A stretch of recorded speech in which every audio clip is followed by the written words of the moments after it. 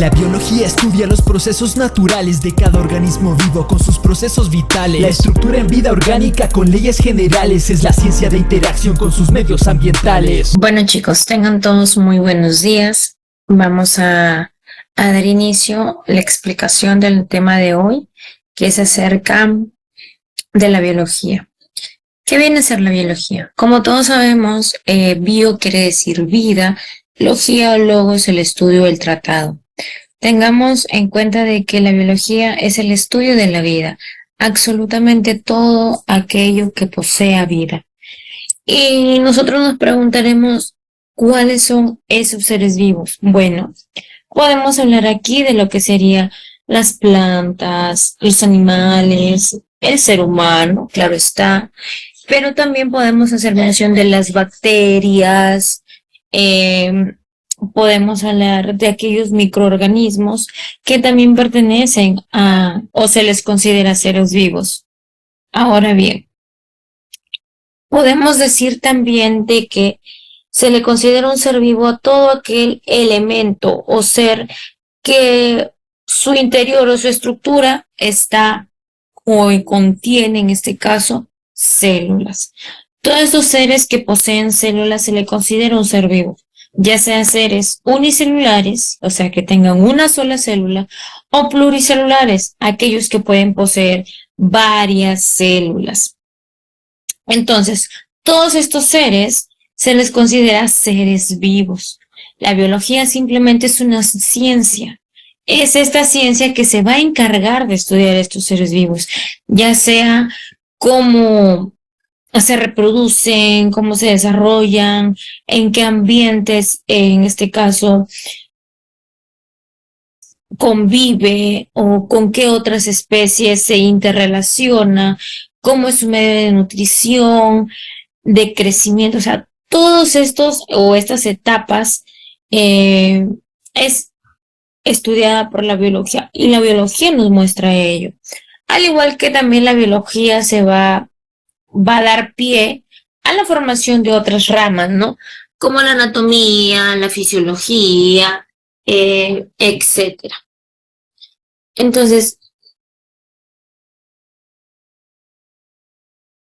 ahora, también podemos decir de que esta biología pues es una de las ciencias más grandes, es como decir la ciencia madre, porque de aquí parten diferentes tipos de disciplinas de las cuales pertenece simplemente a la biología. La biología es una ciencia muy amplia que también podemos remontarlo desde muchos años atrás, antes de que existiera la palabra biología en sí. Hablemos de la época de Aristóteles, que a Aristóteles incluso se le considera como el padre de la biología, es decir, desde esa época ya se veía estos estudios acerca de esa manera que llamaba la atención del cómo, el por qué nace la vida, cómo se produce la vida, cómo son los mecanismos o el comportamiento de diferentes especies. Incluso en esa época también se habla de la presencia ya del estudio, ¿no? O de la clasificación de los seres vivos, cómo hacer el agrupamiento de estos, tales que aparece tiempo después, ¿no? La taxonomía, que es la clasificación de los seres vivos, e incluso se crea los dos primeros reinos, como es el reino animal y el reino vegetal también. Entonces, biología se hacía desde muchos años atrás, desde muchas épocas muy antiguas, pero aún se desconocía, ¿no?, lo que englobaba la palabra biología. Conforme pasa el tiempo, los estudios han seguido avanzando, modernizándose hasta la actualidad. Podemos decir dentro de nuestro marco teórico que la biología es la ciencia que estudia los seres vivos, ya sean esos animales, plantas o seres humanos. Principalmente la biología se preocupa de los procesos vitales de cada ser, desde su nacimiento, desarrollo, procreación y muerte, a lo que se le conoce como el ciclo de la vida, ¿no? Naces, creces, te reproduces y mueres. De esta manera estudia el ciclo completo de los mismos, lo que le permite una visión global y más exacta de cada uno de ellos. Entonces podemos decir que la biología simplemente es una ciencia que va a englobar a otras materias, ¿no? Dice que según las ramas de la biología, esta se puede dividir en varias ramas. Según la materia estudiada, te habla de la morfología como primer tema. ¿Qué viene a ser la morfología? Bueno, morfo quiere decir forma. Entonces se encarga del estudio de la forma y la estructura de los seres. Todos los seres vivos en realidad tienen una forma, una estructura establecida, ¿no? Viene a ser cómo nosotros o cómo el cuerpo se va a estar representado. Eso viene a ser, en este caso, la forma o cómo es la forma de una estructura exacta. La fisiología, que es el estudio de las funciones orgánicas de los seres vivos. En este caso, la fisiología es un estudio a fondo, va de la mano con la histología y con la anatomía, ya que se encarga de estudiar las funciones orgánicas, es decir, las funciones de cada uno de los órganos que encontramos dentro del cuerpo de un ser vivo, ya sea cuál es la función del corazón, ya sea cuál es la función del intestino delgado de repente, o cuál es la función de los pulmones, o de repente en los peces cuál es la función de las branquias. Entonces, esto es la fisiología, simplemente estudia las funciones orgánicas o de los órganos, ¿no? La genética, que se encarga del estudio de las leyes de herencia. La genética también es una rama muy amplia. El padre de la genética se le conoce como Gregorio Mendel. Él es el encargado, ¿no? Es el que descubrió prácticamente, incluso sacó a relucir las famosas leyes de Mendel. ¿Cómo es que es posible la heredabilidad en este caso, de los genes de los progenitores? Recordemos de que existen dos tipos de reproducción, tanto la sexual como la asexual, donde la asexual no hay un intercambio de material genético, ya que al ser un solo progenitor, el descendiente va a ser igual. No hay mezcla de diferentes tipos de genes, ¿no? Y además es un solo progenitor, es un solo padre. A diferencia de la reproducción sexual, ¿no? Donde sí hay una mezcla de material genético. Van a haber dos tipos de material genético, tanto el de la madre como del padre, que al unirse va a formar un solo tipo de material genético que va a heredar al nuevo descendiente. Es por eso que nosotros, en este caso, supongamos el ser humano, va a heredar diferentes rasgos físicos de los progenitores. Bien puede parecerse a ambos progenitores o a los descendientes o a los antepasados de esos progenitores también. Entonces, de esa manera es como la genética es de suma importancia dentro de lo que sería la biología. La evolución. La evolución nos dice que estudia el proceso de la transformación de los seres vivos. En este caso, todos los seres vivos están en una constante transformación y cambios. Eh, Desde que somos nosotros una nueva célula mediante, en este caso, la fecundación, y se produce esta nueva célula que después es llamada huevo cigoto, que después se convierte en un embrión, que después es un feto, que después ya al nacer se le considera un bebé, después un infante, después un niño, y así sucesivamente. Entonces va evolucionando, ¿no? Después del niño viene el puber, en este caso la pubertad o el puberto, luego viene el adolescente, luego viene el joven, luego viene el adulto, el anciano. Entonces, todas esas escalas, en este caso que es parte también de las etapas del desarrollo humano, pues cada etapa nos brinda una transformación, porque no podemos comparar a un niño con la perspectiva o en este caso la de un joven, ¿no? La de un adulto quizás. Van a haber cambios que son notorios, ¿no? Ya sea por la estatura, ya sea por, no sé, el desarrollo del cuerpo, cambio de voz, ¿no? Entonces todo eso permite que, en este caso, va evolucionando el cuerpo. Y eso lo va a estudiar, pues, la evolución, ¿no? Mediante estos procesos de transformación que sufre el cuerpo de cada individuo o de cada ser vivo. Lo mismo que pasa, por ejemplo, con la rana, ¿no? O los sapos, ¿no? Primero son unos pequeños renacuajos, después viene su ciclo de metamorfosis, al final nuevamente se vuelve un sapo. Entonces, ha habido transformaciones en su cuerpo, en su estructura, en su estatura, en su nutrición. O sea, lo mismo pasamos nosotros. Entonces, esa viene a ser la evolución. Luego te habla de la taxonomía. La taxonomía se encarga del estudio y la clasificación de los seres vivos. En este caso, la taxonomía, pues, te habla de la existencia ya de los reinos. Sabemos que existen 5 reinos: el reino monera, el reino fungi, el reino protista, el planta, el animal. Entonces son los 5 reinos en los cuales en cada uno de estos reinos pues van a estar ubicados cada ser vivo, ¿no? Dependiendo de su similitud, ya sea en características físicas, externas o internas, comportamiento. Entonces, dependiendo de sus características es cómo se va a agrupar y en qué reino va a pertenecer.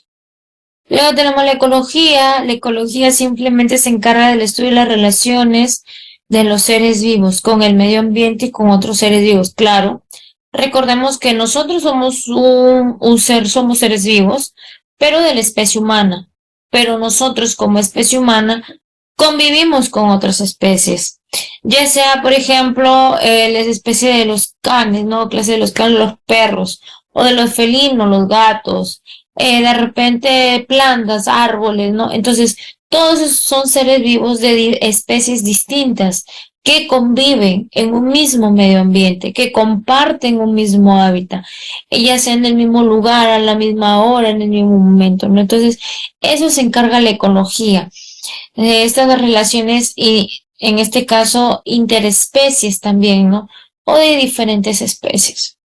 La bioquímica te dice que se les estudia la química de la vida, es decir, la composición química de los seres vivos y los cambios químicos que se producen en ellos.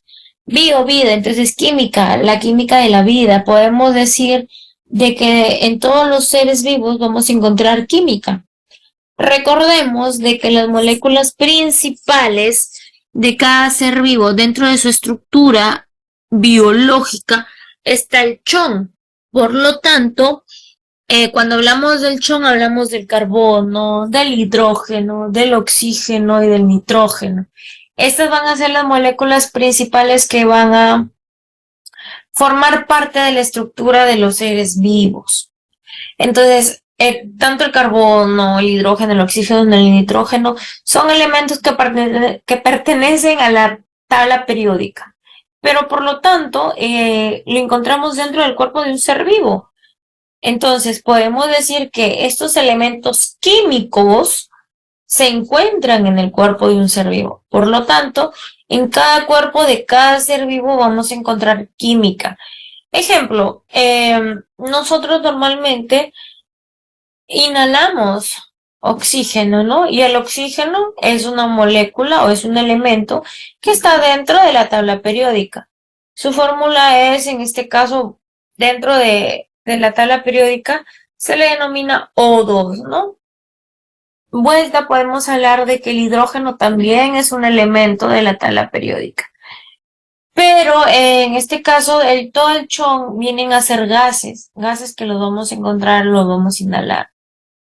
Por ejemplo, ¿cómo obtenemos hidrógeno en nuestro cuerpo? Recordemos de que el agua, el ser humano es un aproximado de 75% agua. Por lo tanto, lo que va a necesitar su cuerpo va a ser agua. La molécula química, en este caso la molécula del agua, es H2O, es decir, 2 moléculas de hidrógeno y una de oxígeno. Por lo tanto, estas moléculas de hidrógeno, es decir, cuando nosotros bebemos agua, estamos adquiriendo hidrógeno y oxígeno a la vez. Entonces, si nuestro cuerpo está compuesto por hidrógeno y va a necesitar que ese hidrógeno se siga consumiendo, de esta manera es como el cuerpo va a poder consumir también de forma alternativa hidrógeno, simplemente tomando agua. Entonces, así como los otros elementos pertenecientes al chon, también van a terminar siendo o perteneciendo a nuestro cuerpo. Siempre nuestro cuerpo va a tener que consumir estos elementos para poder sustituirlos cada vez que el cuerpo lo requiera. Recuerde que esos elementos que constituyen a nuestro cuerpo no son infinitos, sino que simplemente tienen que haber un consumo para mantener nuestra estructura. Entonces, de esta manera es como nosotros reponemos cada vez que estas moléculas son agotadas, ¿no? Y es una constante, es como si fuera un círculo vicioso, ¿no? Un círculo que tiene principio pero que no tiene fin. Entonces, de esta manera es como el cuerpo va a ir reaccionando también. Eso viene a ser más que todo la bioquímica o la química de la vida.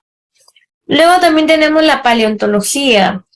La paleontología se encarga del estudio de los restos fósiles. Recordemos de que normalmente dentro de un museo lo que primero vamos a observar no solamente son huacos, sino que también van a ver la presencia de momias, ¿no? Que son aquellos personajes destacados en épocas muy antiguas o pertenecientes a algunas civilizaciones que marcaron, en este caso, la cultura de cada país. Entonces, estas momias, para ser identificadas, han tenido que pasar por ciertos exámenes.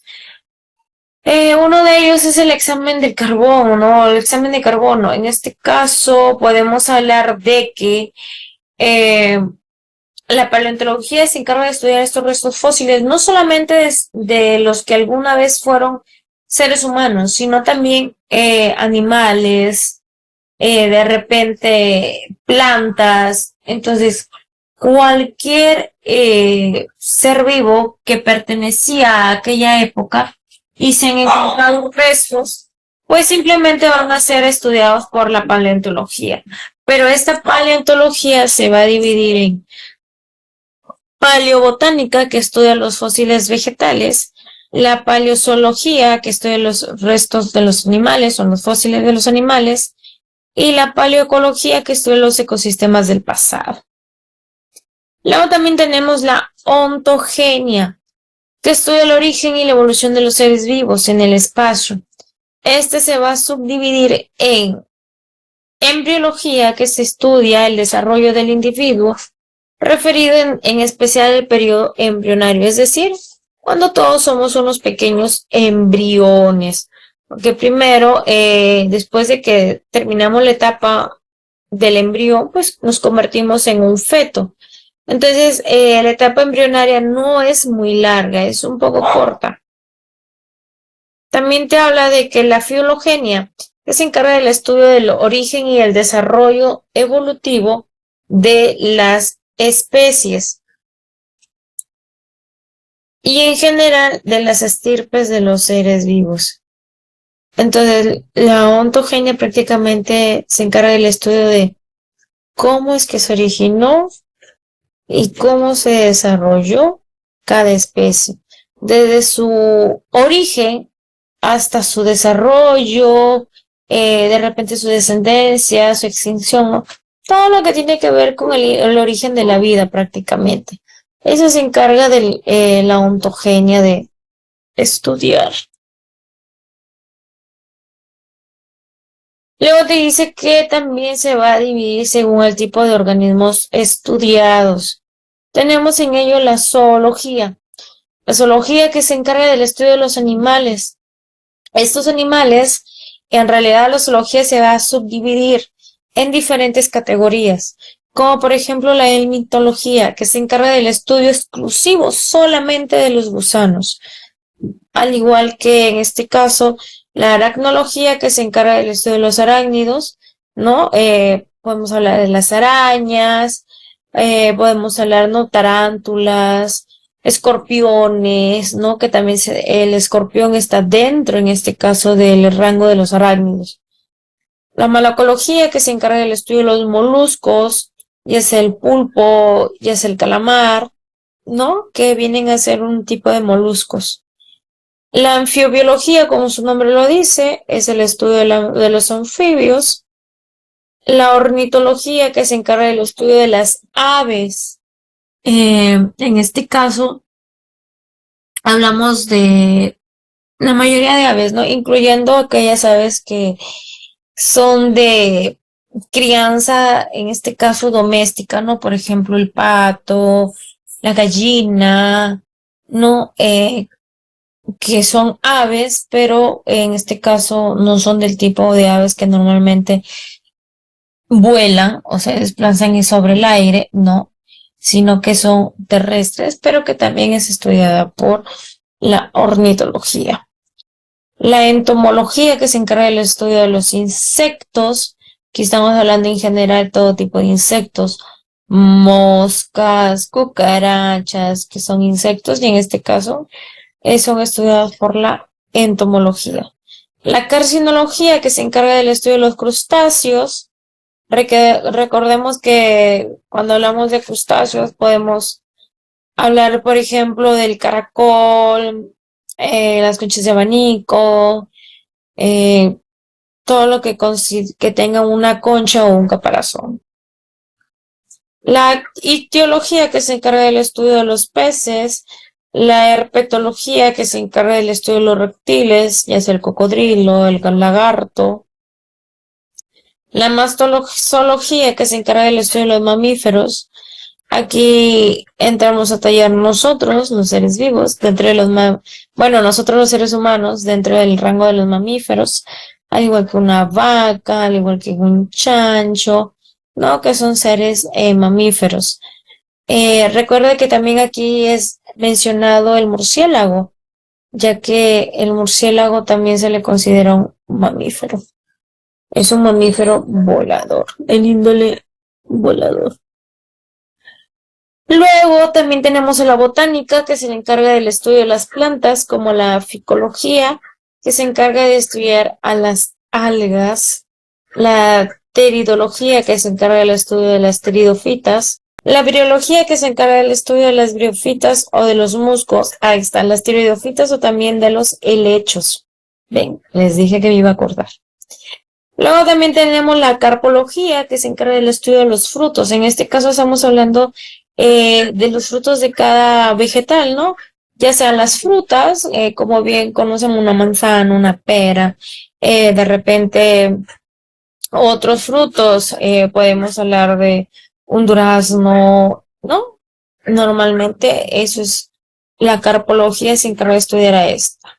La palinología, que se encarga del estudio de la estructura de las esporas y los granos de polen. Luego, dentro de otro estudio tratado, tenemos a la microbiología.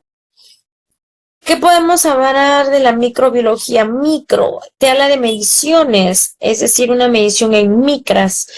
Esta medición normalmente nosotros no podemos visualizarlos a simple vista. Más que todo tendríamos que utilizar un lente especial llamado microscopio. Podemos decir que la microbiología se encarga del estudio de los microorganismos. Y estos microorganismos, la única manera de poder ser observados va a ser pues por el microscopio. Aquí tenemos a la bacteriología, que se encarga del estudio de las bacterias, a la protozoología, que se encarga del estudio de los protozoarios, a la virología, que se encarga del estudio de los virus, y a la parasitología, que se encarga de estudiar a los parásitos. De esa manera es como estos suelen ser microorganismos que van a ser estudiados también por la microbiología, gracias a la invención, porque todo parte en este caso de la microbiología, gracias a la invención del microscopio. Desde ahí, aparte la existencia de la microbiología también. Según el nivel de organización de los seres vivos, te dice, aquí podemos encontrar de la biología molecular, que se encarga de estudiar a las bases moleculares de la vida, es decir, relaciona las estructuras de las biomoléculas con las funciones específicas que desempeñan en la célula y en el organismo. Por ejemplo, recordemos que la célula tiene sus organelas o pequeños órganos. En su interior, una como el núcleo, que es el más destacado, el núcleo, nucleolo. Luego tenemos mitocondria, ribosoma, lisosoma, citoplasma, pared celular, ¿no? Entonces, esos son lo que normalmente le llamamos las partes de la célula. Pero lo mejor dicho es, en este caso, las organelas de la célula o los órganos pequeños que posee la célula en su interior. Dentro de estas organelas vamos a hablar, por ejemplo, de las mitocondrias. Las mitocondrias se encargan de la respiración celular, pero a su vez se encarga de la formación del ATP, gracias al metabolizar o absorber lo que vendrían a ser los lípidos y los glúcidos. Gracias a estos dos ingredientes es que nuestro cuerpo puede generar esa molécula de ATP para poder continuar con nuestro ritmo de vida, ¿no? De esa manera es importante. Luego también tenemos la histología, que se encarga del estudio de los tejidos. Tenemos nuestros tejidos principales, como el tejido nervioso, el muscular, el epitelial y el conectivo, que son los 4 tejidos principales. Del tejido conectivo parte la existencia o produce tejidos especializados, como el tejido óseo, el tejido sanguíneo, el tejido cartilaginoso. Entonces, son tejidos especializados. ¿Por qué se le conoce como especializado? Porque solamente va a tener una sola función, ¿no? Es como si fuera un soldado que su única orden es, no sé, elaborar comida. Entonces, en este caso, este tejido especializado, su única orden es solamente hacer una sola cosa. Si es el tejido óseo, su única función es seguir produciendo tejido óseo para poder proteger al hueso, terminar de desarrollar el hueso y en fin. Entonces, de esa manera es como cuando hablamos de un tejido especializado. Quiere decir simplemente que tiene una función específica o la más importante o la única que existe, que debe cumplir. Luego también tenemos la organografía, que se encarga de describir los órganos de los animales y de los vegetales. Ojo aquí, los vegetales también poseen órganos. No solamente nosotros los humanos o no solamente los animales, sino que también las plantas poseen órganos. Por lo tanto, estos van a ser descritos por la organografía. La anatomía, que se encarga del estudio de las estructuras de las diferentes partes del cuerpo de los animales o de las plantas. La anatomía en sí estudia absolutamente todo. Y aquí pues tenemos, o se hace mención a algunos de los padres de la biología o algunos representantes dentro de lo que sería la biología como ciencia. Aristóteles, como les dije desde un principio, se le considera como el padre de la biología. Él es el pionero, en este caso, con lo que sería el tema de la taxonomía antigua, por así decirlo. Él clasifica a los seres vivos en 2 reinos, tanto el reino animal y el reino vegetal. Entonces, estos 2 reinos ya eran existentes en aquella época, ¿no? Es decir, para aquella época en donde la ciencia, la investigación recién estaba teniendo su mayor auge, estuvieron muy avanzados para aquella época, ¿no? Hoy en día, gracias a esos indicios, esas bases, fue de que ya se fue formulando o se fue descubriendo o apostando por algo mucho más grande. Y hoy en día conocemos muchas cosas, incluso del interior, no solamente del ser humano, sino de muchos animales y plantas. Entonces, incluyendo también el comportamiento. Son esos patrones en los cuales, si no hubiera habido un Aristóteles en esa época, pues simplemente no hubiéramos tenido la información tan fundamental que hoy en día se ha tenido y de la cual se ha basado para desarrollar nuevas teorías y avances tecnológicos y científicos, ¿no? Luego también tenemos a Teofrastro, que se le considera como el padre de la botánica. Hizo la primera clasificación sistemática de las plantas, hierbas y arbustos. También tenemos a Robert Hooke, considerado como el padre de la citología o aquel que descubrió la célula, ¿no? Desde el comienzo que él descubre la célula accidentalmente, se le considera como el padre de en este caso, el padre de la citología o el descubridor pues de la célula.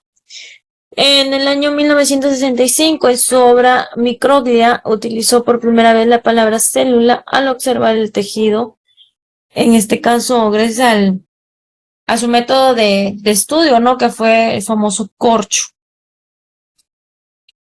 Luego tenemos a Anthony van Leeuwenhoek, conocido por las mejoras que introdujo en la fabricación de los microscopios y por sus descubrimientos pioneros sobre los protozoos. Incluso como ya existía el microscopio, porque si no nos hubiera descubierto la célula. Entonces, en base a ese microscopio antiguo, se comenzó haciendo modificaciones a un microscopio. Para ese entonces, Anthony modifica el microscopio antiguo y le dio unas modificaciones que de tal manera él pudiera hacer observaciones más a fondo, como el estudio de los espermatozoides, glóbulos rojos, el sistema de los capilares y los ciclos vitales de los insectos. De esa manera es como fue avanzando ya la ciencia en sí, al igual que la tecnología. Theodore Schwann propuso la teoría de que las células constituyen la unidad estructural de los animales y planteó la famosa teoría celular. Theodore Schwann incluso hay una parte del sistema nervioso que te habla también que se le atribuye el apellido Schwann como las células de Schwann también. Entonces eso ya se verá más adelante. Entonces Theodore Schwann propone la famosa teoría celular, teoría que decía, ¿no? De que, por ejemplo, de que la célula debería de considerar como la unidad estructural de todos los animales. Él solamente hablaba de los animales, más no del resto de seres vivos. Hoy en día sabemos que la célula es la base estructural, anatómica, fisiológica, genética de todos los seres vivos, ¿no? Luego hablamos de Ernest Haeckel, que se le considera como el padre de la ecología. Clasificó los seres vivos en 3 reinos: protista, planta y animal. ¿No? Entonces, él ya continúa con los estudios, lo que vendría a ser de Aristóteles, y no solamente se queda con los 2 reinos, sino que él aumenta 3 reinos, y en este caso, él lo que constituye es el reino protista, o que vamos a encontrar simplemente los protozoarios. Luego tenemos a Carlos Linneo, que se le considera como el padre de la taxonomía. Propuso la famosa nomenclatura binomial o el nombre científico. Gracias a Carlos Linneo, que es considerado el padre de la taxonomía moderna, por así decirlo, ya que recordemos de que fue Aristóteles el que plantea en clasificar a los seres vivos en 2 reinos, ¿no? Para ese entonces. Entonces, tiempo más adelante, muchos años más tarde o después, pues ya viene un Carlos Linneo para hacer, en este caso, la taxonomía, una ciencia o una rama mucho más amplia.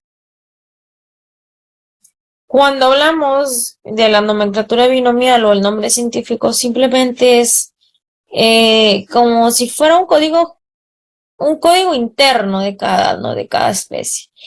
De que cada especie va a tener un nombre específico científico que en cualquier parte del mundo, sea donde sea que esté, va a sonar y se va a escribir de la misma manera. Entonces, ese viene a ser la importancia de la existencia del método, de lo que sería del nombre científico. Luego también tenemos a Charles Darwin, que se le considera como el padre de la evolución. 1859 publica sobre el origen de las especies por el mecanismo de la selección natural. Charles Darwin también fue uno de los propulsores en cuanto a los avances de la ciencia. Era un científico muy avanzado, ¿no? Para esa época.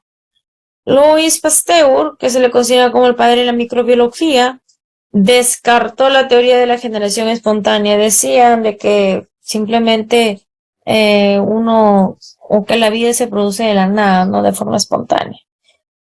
Matthias Scheinin propuso la teoría de que todas las células constituyen también la edad estructural de las plantas y planteó también su teoría celular. Así como lo hizo en su momento Theodor Schwann, propone la teoría celular, pero solo de que esta célula era la unidad estructural de los animales. Matthias Scheiner dice de que la célula también es la unidad estructural de las plantas y también propone su propia teoría celular. Entonces, para ese entonces, en la época de Matthias Scheiner, ya se hablaba de que la célula era la unidad estructural tanto de plantas y de animales. Y luego tenemos a lo que sería a Gregorio Mendel, considerado como el padre de la genética. En el año 1860, luego de realizar una serie de trabajos con plantas, en este caso las famosas alberjas, descubrió y planteó las primeras leyes de herencia, o también conocida como las leyes de Mendel. Luego tenemos a James Watson y Francis Crick, donde establecieron la estructura del ADN bajo el modelo de la doble hélice, ¿no? Gracias a ellos se sabe cómo viene a ser, en este caso, los patrones de las moléculas de ADN. Y se habla pues de que este modelo pues simplemente tiene una doble hélice. Aquí está incluso la doble hélice, ¿no? Esta es la doble hélice. Luego tenemos a Jean-Baptiste Lamarck, que en el año 1809 publicó su libro Filosofía Zoológica, donde propuso la ley del uso y desuso, la famosa ley de caracteres acríos. Y Whittaker, que por último plantea y clasifica o termina de clasificar lo que hoy conocemos como los 5 reinos, ¿no? El reino monera, protista, fungi, planta y animal. Se habla incluso que Carlos Weser plantea un nuevo, replantea más que todos los reinos, ¿no? Añadiéndole un reino más. En este caso, cambia, ya no se hace mención como que el reino monera, sino que este reino monera se subdivide, ¿no? Y gracias a la existencia de este se abre como la presencia del Arqueobacteria y la Eubacteria, que son los 2 reinos. Adicionalmente el protista, fungi, planta y animal, ¿no? Animalia o el reino animal. Y eso prácticamente viene a ser una pequeña introducción a lo que viene a ser el marco de qué es la biología, ¿no?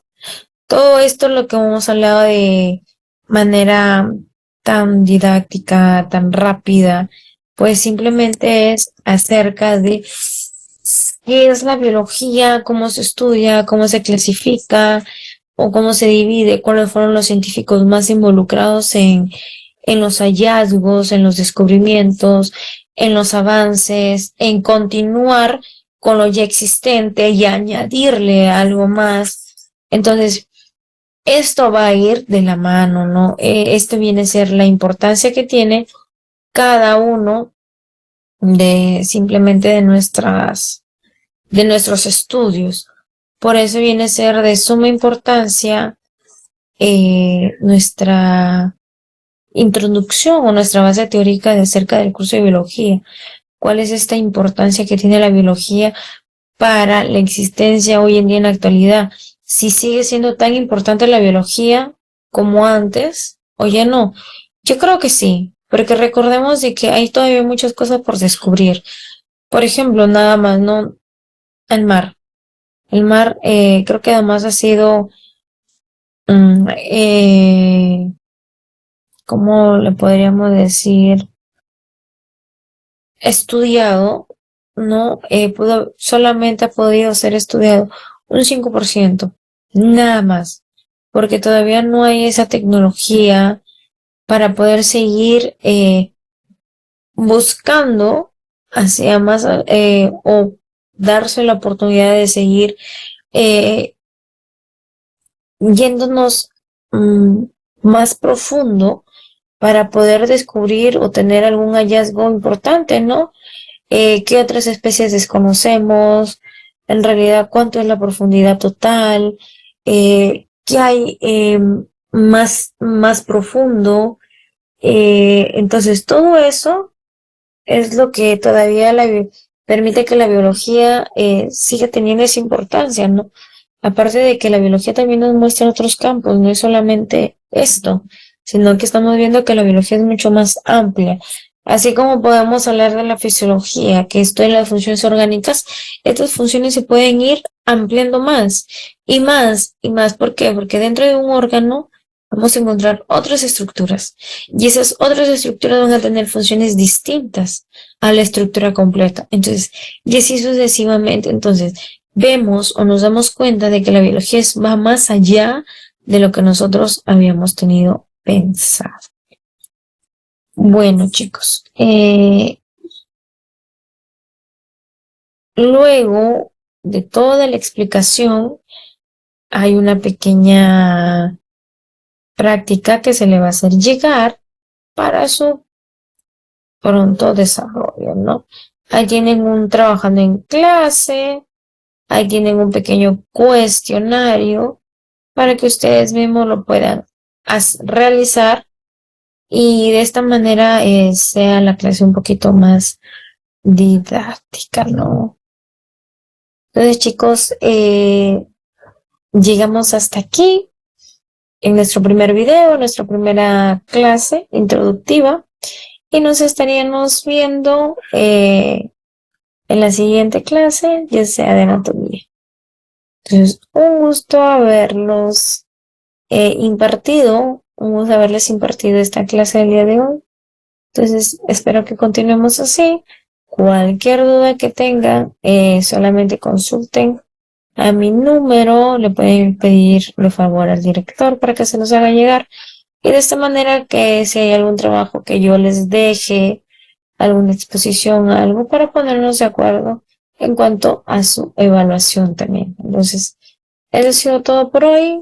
Se me cuidan mucho. Hasta la próxima.